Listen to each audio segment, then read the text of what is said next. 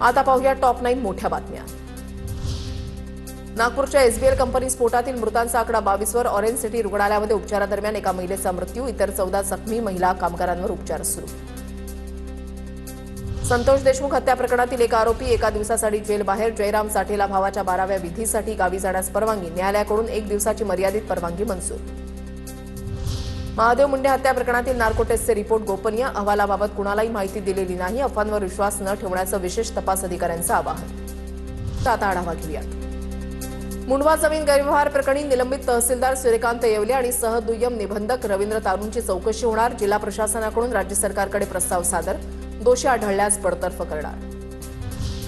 केंद्रीय गृहमंत्री अमित शहांच्या कार्यालयातून एका व्यक्तीला अटक, आयएएस अधिकारी असल्याचं भासवणाऱ्याला मुंबई गुन्हे शाखेकडून अटक। मोहम्मद तारिक पठाण असं अटक केलेल्या आरोपीचं नाव। दिल्ली पोलीस कॉन्स्टेबलला फोन करून दबाव टाकल्याचा आरोप।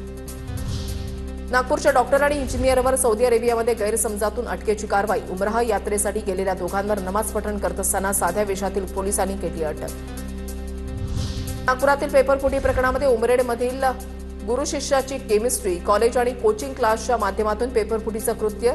सतीश खरसे आणि अतुल चौधरी या दोघांनाही 10 मार्चपर्यंत पोलीस कोठडी। नांदेड बसस्थानक बॉम्ब न उडवण्याची धमकी, बसस्थानकावरून तक्रार पेटीमध्ये चिठ्ठी टाकून अज्ञातांकडून नांदेड पोलीस नियंत्रण कक्षाला फोन, धमकीचा खोटा फोन करणाऱ्याला अटक।